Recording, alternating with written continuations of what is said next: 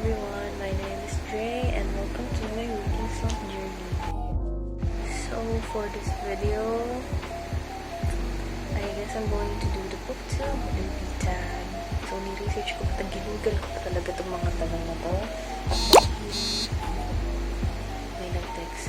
At dahil isa lang ang cellphone ko at gamit ko rin ito for filming, sinulat ko na lang. So according to Google, this Booktube Newbie tab was started by Brent C. Hi. Okay, so I think originally 7 questions lang to, and then others added some questions, and now naging 10 na sila. Okay, so let's start. Okay, so for the first question,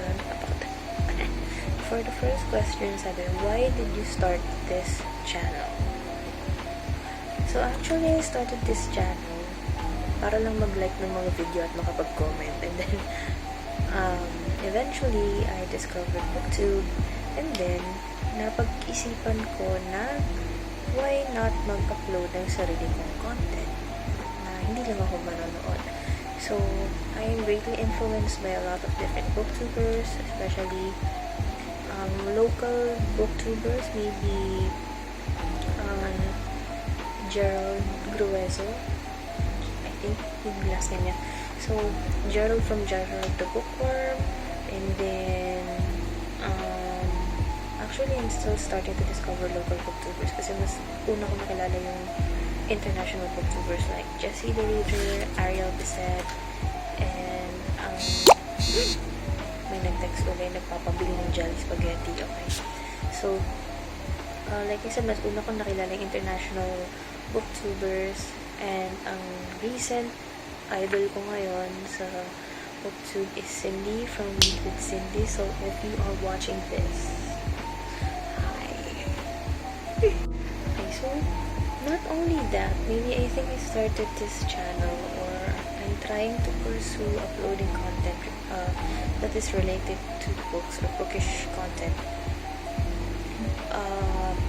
Siguro para mas mag-practice ko sa sarili ko on talking about books and not just reading them, you know? Kasi feeling ko, reading books and talking about it are two different things, because reading it, yeah, but when you tend to talk about books that you have read, doon na lumalabas yung comprehension. Gusto kong matuto paano pag-usapan yung mga librong nababasa ko, not just about the story but in-depth conversation or discussion about the books that I am reading. Okay, so for the second question, nakakangawit naman ng phone. For the second question, what are the fun and unique things you can bring to Booktube? So I guess the more appropriate question would be, what fun and unique things Booktube can bring to me? Kasi hindi ko rin alam kung anong magiging content ko, kung magkaka-content ba ako, di ba? Kasi wala akong natatapos, di ba? Puro plano-plano lang. So far yun muna. I have no expectations in this channel. And then third one, what are you most excited about this channel? So like I said in question number 1, mas excited ako how I can learn to talk books in depth, you know, mas malalim pa na discussion about the books that I'm reading. And of course, dito rin lalabas yung challenge ba sa sarili ko kung makakagawa ako ng iba't ibang mga videos, diba? Kasi sobrang limited ng resources ko. Kasi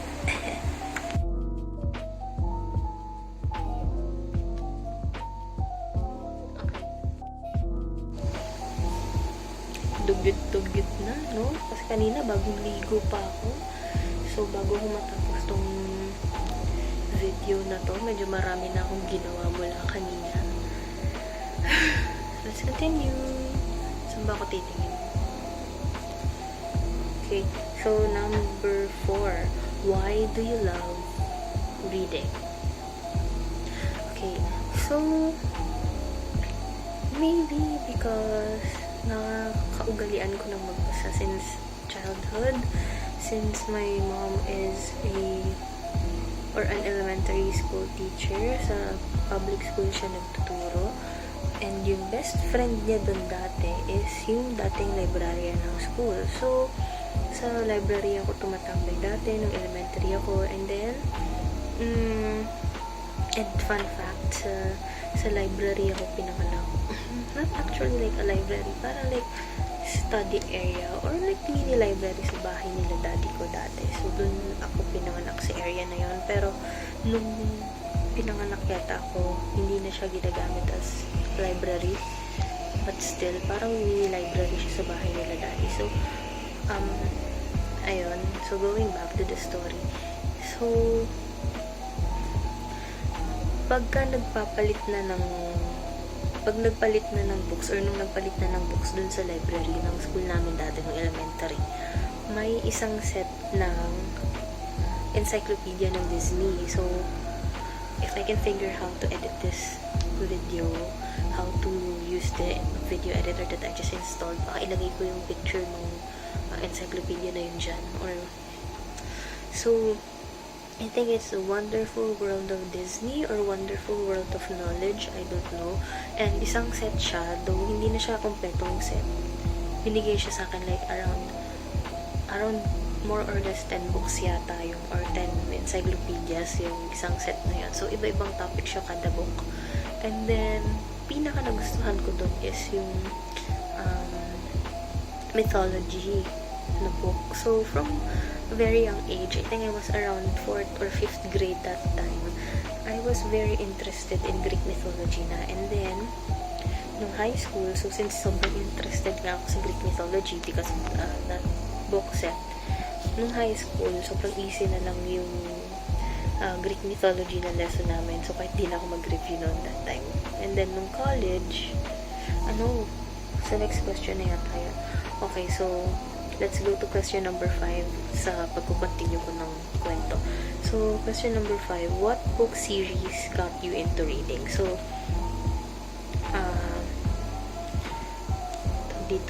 continuing the story kanina.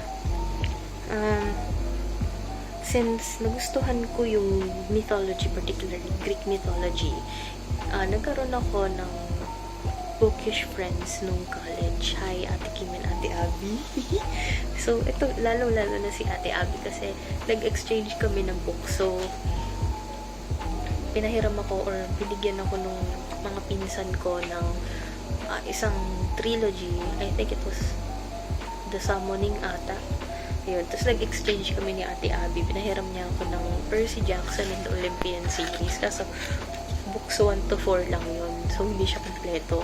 Parang mga 2 or 3 years bago ko nabasa yung book 5. Kaya yung book 5 lang yung nasa bookshelf ko ngayon ng PJO. So, ayun. I think what got me into reading talaga lalo is yung Percy Jackson series because of my early love for Greek mythology. Yun. Why? Nasagot ko ba? Parang hindi naman.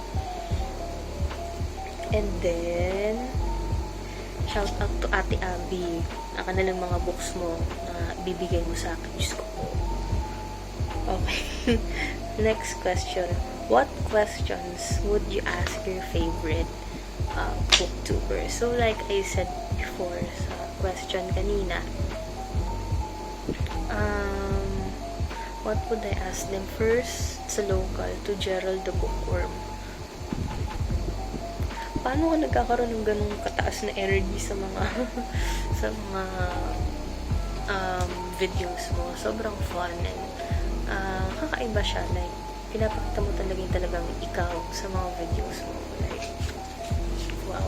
And then to Jessie the Reader, how do you edit your videos to be so aesthetically pleasing? Like, and then to Read with Cindy, hi.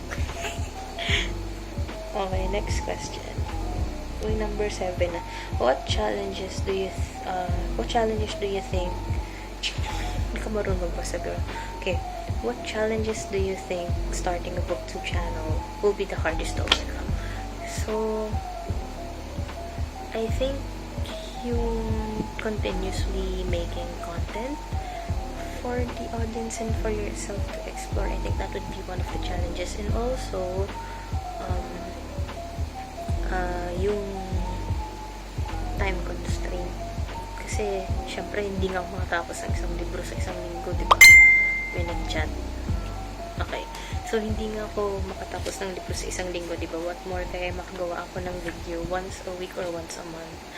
Actually, yung last upload ko, yung nakaraang MMBF pa. Diyos ko po, September pa yun. Tapos, kailan ko pa na-edit yun. Sobrang tagal bago magawa. So, ayun. I think yung manyana habit ko or yung limited resources ko, kakayanin. Next. Wait lang. Silent ko nga muna yung phone ko. Okay, next. Saan na? Number 8 na. Matatapos ko yata ito. Okay, number 8. When did you start reading? Like, the skill reading or like, reading a lot of books. So, kailan ako natuto magbasa? Maybe I learned how to read at an early age. Maybe around when I was 3 or 4, maybe 4 years old. Siguro nagle-letters pa lang ako nung 3 ako. Since, like I said, my mom is an elementary school teacher. So, bago pa ako pumasok ng school, naturuan na ako paano magbasa ng English and Filipino. So, fun fact, little story time lang din ulit.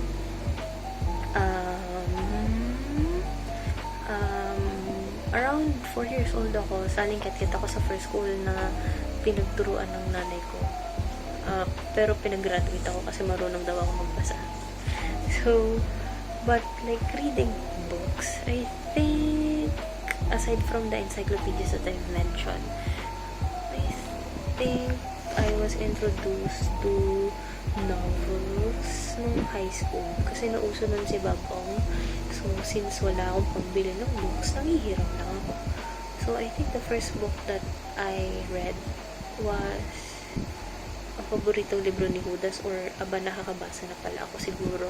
Tapos the first book that I bought na nawawala na nga, hindi ko na alam kung saan nakalagay, is yung Bakit Baliktad Mo sa Mga Pilipino by Babong yata. And then yung grad gift sa akin ng parents ko when I graduated high school was Kapitan Sino by Babong.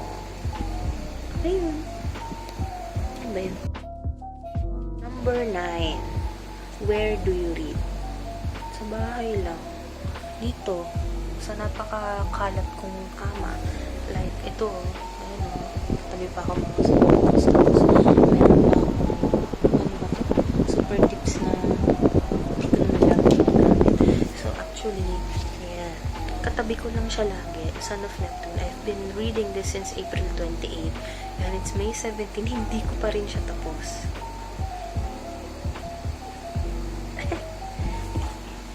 So, 406 na ako. Yeah. I love Uncle Rick. And then, sobrang hype ngayon ng PJO series dahil sa news na magkakaroon nga daw ng TV series ng Percy Jackson. And, we're getting our hopes up because I believe it's better than the movie adaptations. Kasi I can see the smile on Uncle Rick's face when he gave us the news about the TV adaptation, or I think Disney Plus series adaptation of the Percy Jackson series. So, na-hype siya, pero medyo nalulungkot ako kasi hindi ko mariread yung buong PJO series kasi yung book 5 lang yung meron ako dito. Tapos, sa HOO or Heroes of Olympus series, 2 books lang yung meron ako kasi ECQ.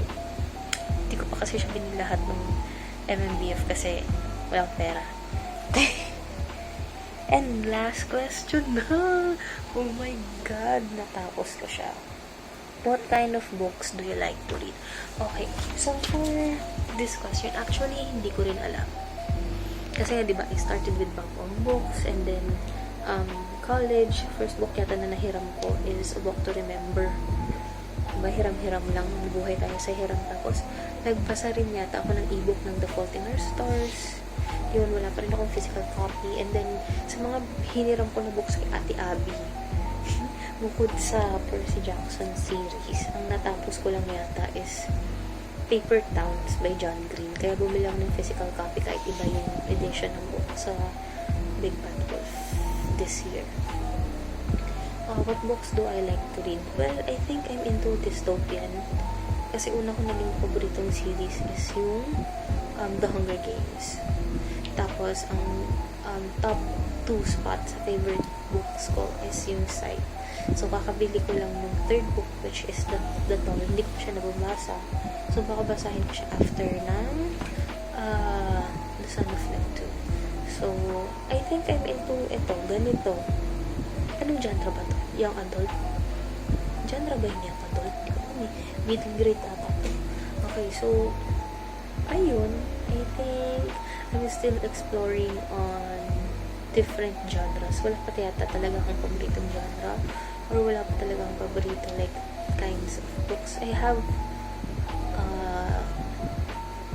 iba-ibang books dito. Tapos, syempre, binibigyan din ako ng mga book dragon friends ko, Ate Abby and Ate Kim. And nag-iintay pa ako ng ibibigay nila. Pinipili ko silang bigyan nila ako ng libro. Ayun. So, I think I'm into The Hunger Games and then V.E. Schwab books siguro. Kasi sobrang nagustuhan ko yung This Savage Song and yung book 2 niya na Our Dark Duet. So, I recommend everyone to try This Savage Song. Kasi hindi yata siya ganun kasikat. Monsters of Varied Duology. What's up? And then, sci-fi. I think sci-fi na nabasa ko pa lang is ano to? The Girl with All the Gifts.